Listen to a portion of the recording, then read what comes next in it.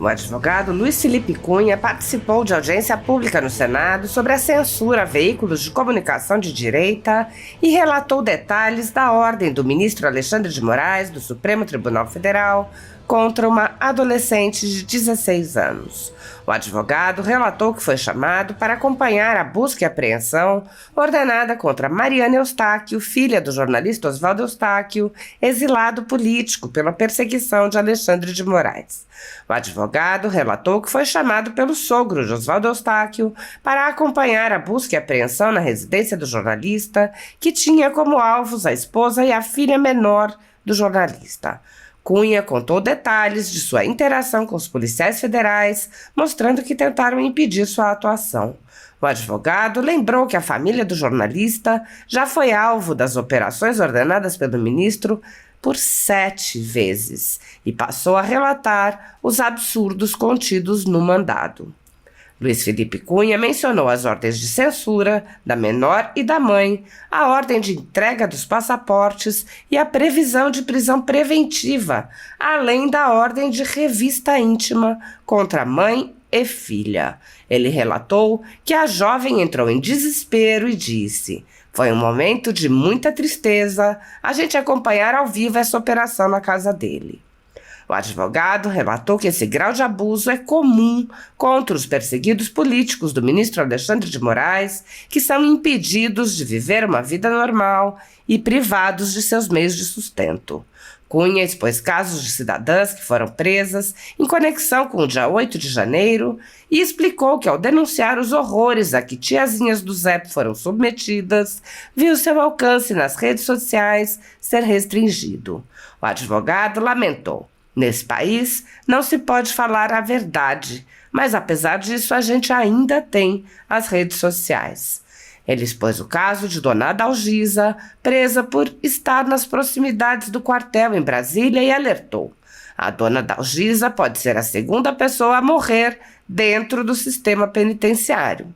O advogado ponderou que Clériston Pereira da Cunha, o Clezão, é o caso mais conhecido de preso político do ministro Alexandre de Moraes que morreu, porque Clezão morreu dentro da penitenciária sob a tutela do Estado, mas que houve ainda outras mortes de presos políticos. O advogado apontou: "Essas pessoas que estão soltas com tornozeleira eletrônica, eles estão aprisionados a tornozeleiras eletrônicas. Eles sofrem todo tipo de abuso, de vergonha, de exclusão. É uma série de atrocidades que a gente vê em todos esses processos." Luiz Felipe Cunha voltou a mencionar o caso de Mariana Eustáquio, uma aberração. "Eu fiquei tão chocado em ver aquilo na hora que eu li aqueles mandados da revista íntima. É uma aberração tão grande, com todas as denúncias que estão acontecendo em órgãos internacionais e com tudo isso que a gente está vendo no Brasil hoje. Será que esta casa aqui vai continuar dobrando os joelhos para esses absurdos que estão acontecendo, essas aberrações? A gente sabe que o maior culpado de tudo isso, claramente, é o presidente do Senado, Rodrigo Pacheco. A gente tem que dar nome aos bois. É o maior culpado. É uma vergonha o que essas pessoas estão passando." O advogado lamentou que, apesar da ação de alguns poucos parlamentares, a maioria dos deputados e senadores está acovardada.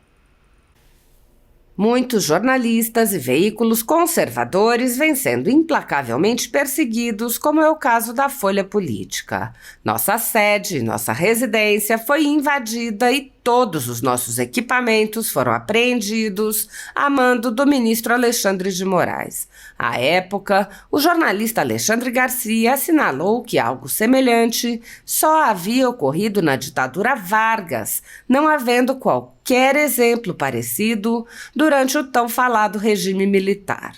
Mesmo em ditaduras consolidadas, não é comum que se apreendam todos os equipamentos, em claríssima violação a tratados internacionais, como o Pacto de São José da Costa Rica. Posteriormente, a Folha Política foi alvo do ministro Luiz Felipe Salomão, que ordenou o confisco da renda de diversas pessoas, sites e canais conservadores para impedi-los de exercer suas atividades. Mais de 20 meses da renda dos veículos e comunicadores afetados seguem confiscados, enquanto o inquérito vai sendo transmitido de relator em relator. Outros jornalistas e comunicadores foram presos sob alegações como a de sair do país sem saber que estavam sendo investigados. Um deles perdeu o movimento das pernas em um estranho acidente na cadeia enquanto estava preso por crime de opinião. Ao conseguir refúgio em outro país, viu sua família ter suas contas bloqueadas para que não pudessem receber doações de pessoas que se sensibilizam com a situação de seus filhos. Vários pedem há anos que apenas devolvam seus equipamentos eletrônicos, inclusive com as memórias de entes queridos e da própria família. Outros buscaram refúgio em outros países e são considerados foragidos e são alvo de campanhas de difamação pela velha imprensa. As medidas arbitrárias impostas aos jornalistas e comunicadores conservadores, por suas características processuais, violam diversos artigos da Constituição e também de tratados como a Declaração Universal de Direitos Humanos e o Pacto de São José da Costa Rica, que protegem a liberdade de expressão e vedam tribunais de exceção. Os exemplos são muitos e a perseguição não cessa. Casas invadidas, redes bloqueadas, censura, bloqueio de contas sem confisco de bens, cancelamento de passaporte, proibição de contato, entre outras. Nos inquéritos políticos conduzidos em cortes superiores, basta que parlamentares de extrema esquerda apresentem relatórios ou reportagens produzidos por pessoas suspeitas e interessadas, acompanhados de listas de pessoas a serem perseguidas, para que essas pessoas sejam privadas de direitos fundamentais. Se você apoia o trabalho da Folha Política e pode nos ajudar a continuar nosso trabalho, doe qualquer valor à empresa Raposo Fernandes através do Pix, usando o QR Code que está visível na tela ou com o código ajude@folhapolitica.org. Se preferir transferência ou depósito, a conta da empresa Raposo Fernandes está disponível na descrição deste vídeo e no comentário fixado no topo.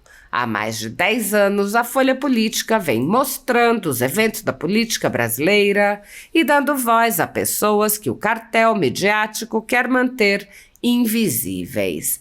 Pix ajude@folhapolitica.org. Assista. Por exemplo, do Oswaldo Eustáquio, ontem eu recebi uma ligação, praticamente próximo às 8 horas da manhã, do pai da Sandra, a esposa do seu Oswaldo Eustáquio, e também do Oswaldo Eustáquio, para correr na casa dele, para acudir a esposa e a filha que estavam sofrendo um mandado de busca e apreensão na residência do jornalista Oswaldo Eustáquio. E a filha e a mulher e a esposa eram digamos, teoricamente, as vítimas dessa busca e apreensão. Cheguei lá, fui atendido por uma delegada, muito educadamente, e perguntou quem eu era. Eu falei, não sou advogado, e o que o senhor está fazendo aqui? Eu falei, eu estou fazendo aqui, eu fui chamado pelo pai da Sandra, a esposa do jornalista Oswaldo Eustáquio, e pelo Oswaldo Eustáquio para dar um atendimento aqui jurídico para as duas aqui nesse momento. Pois mas o senhor tem procuração delas? Eu falei, eu não preciso ter procuração delas, isso é prerrogativa de um advogado. Nós temos todo o direito de prestar aqui atendimento a ela.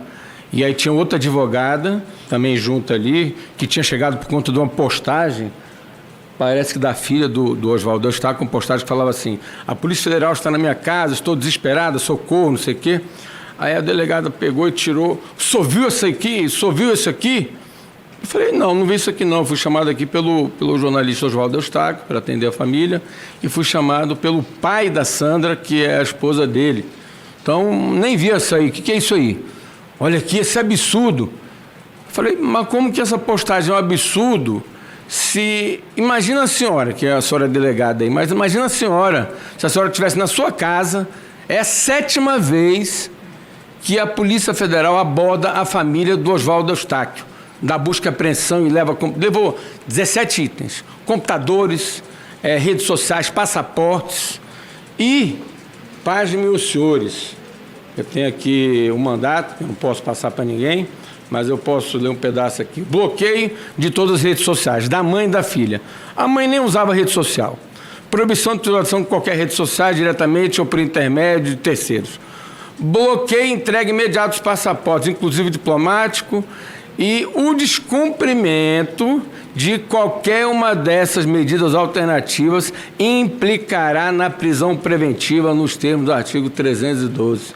Isso tinha uma unidade de estimação para Mariana e uma menor, primeiro, que ela não pode ter a prisão prisão preventiva decretada, uma menor. Teria que ser uma pena alternativa ou outra coisa, né? E para a mãe, a prisão preventiva se não entregasse o passaporte. Vejam que bizarro a gente chegou. E, além disso, tinha um mandado também de visita íntima. Não acharam algumas coisas que eles queriam lá e tiveram que fazer uma revista íntima nas duas. A filha do Oswaldo Eustáquio, ela pegou num momento de desespero após a revista íntima, ela cortou o próprio... Pegou um vidro, cortou o próprio... Queria... Só para vocês terem ideia. Agora, se eu posto isso nas redes sociais, eu sou bloqueado e pode até derrubar a minha rede social. Mas aqui eu acho que é o momento de falar sobre isso.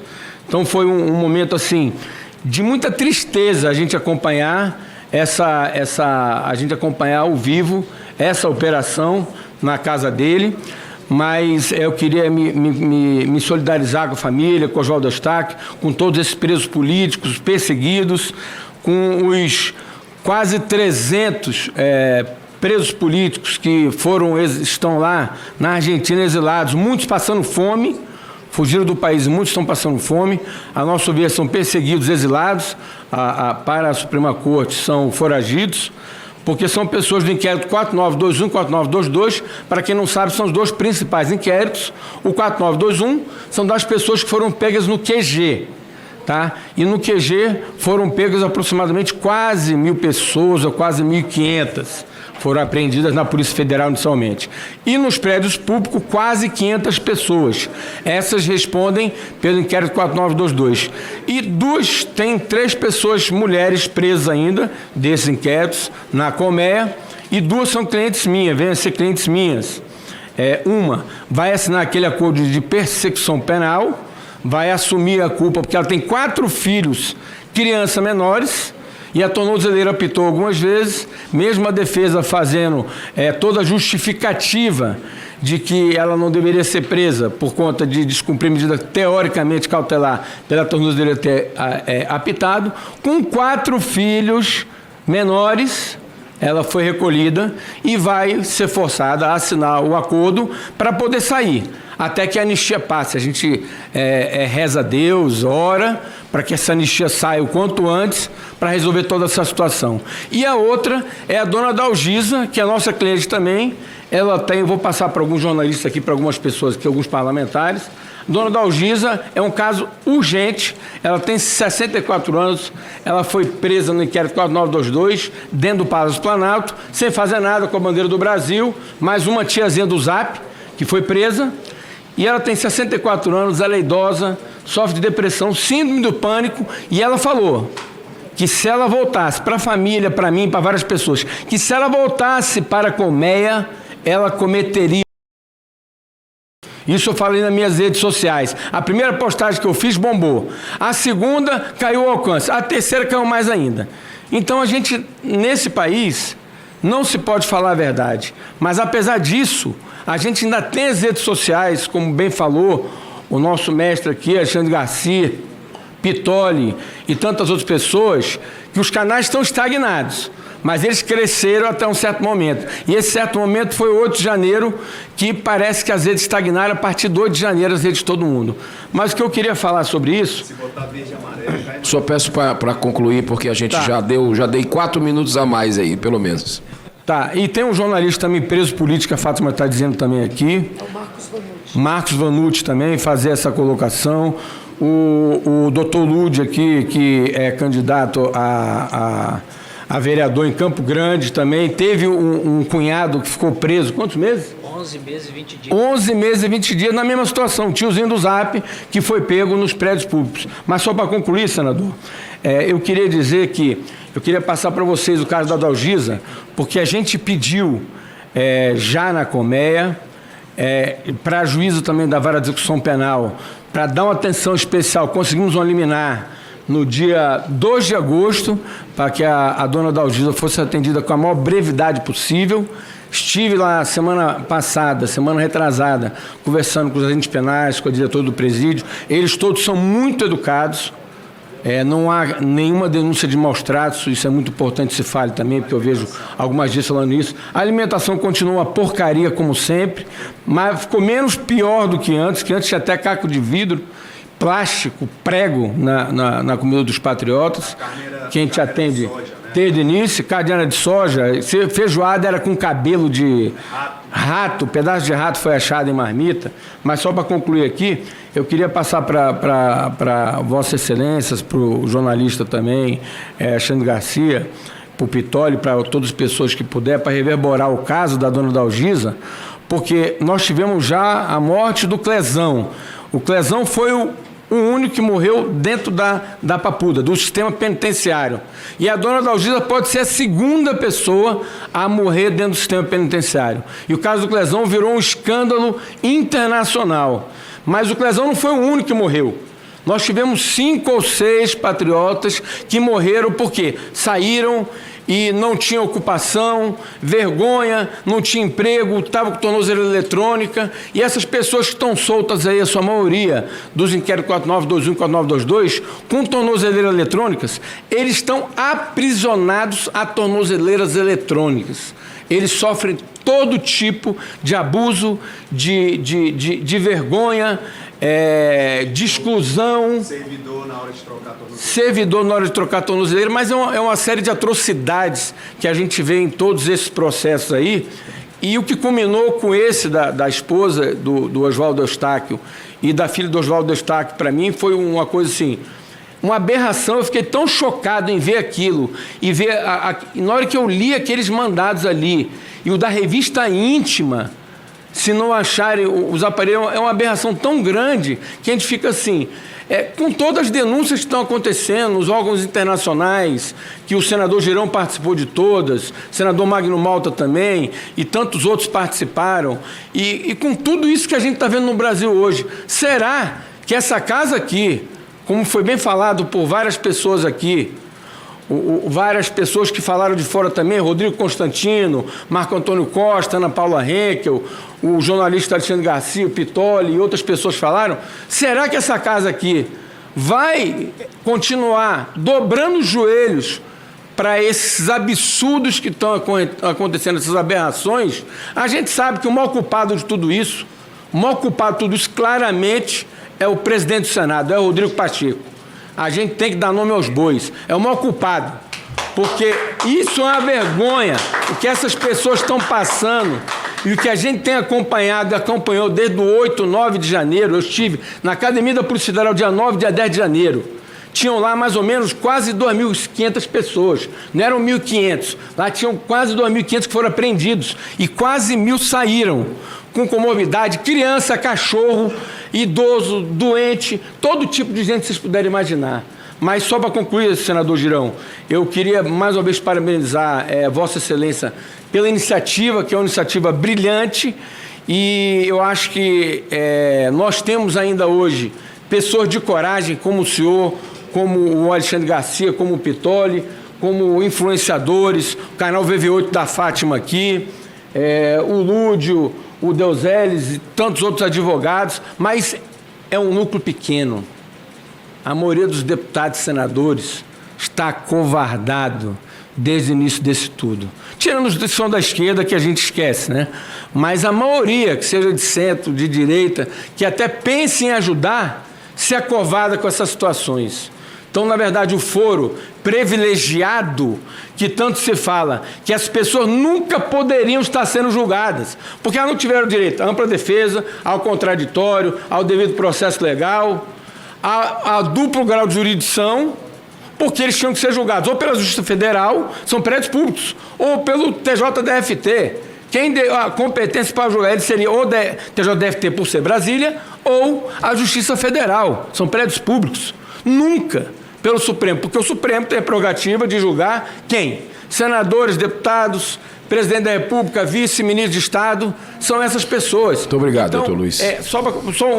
Para finalizar essa questão do foro de prerrogativa de função, nunca essas pessoas poderiam estar sendo julgadas nesse foro e não tem direito a recurso. Aí você faz um recurso, faz outro recurso, e aí já pessoas tomando 14 a 17 anos sem individualização da pena. Não tem uma prova, não tem um vídeo que comprova que a pessoa quebrou. E assim que mesmo tivesse quebrado alguma coisa, depredação do patrimônio público histórico, não dá nem 4 anos, da transação penal, você faz um acordo ali e sai. Então, senador, mais uma vez, agradeço de coração a oportunidade de estar aqui falando. Parabéns a todos os presentes, parabéns a todos que participaram dessa audiência. Obrigado. E muito obrigado a toda a audiência maravilhosa da Auriverde. Obrigado. E também dessa audiência aqui. Muito bem, doutor Luiz Felipe.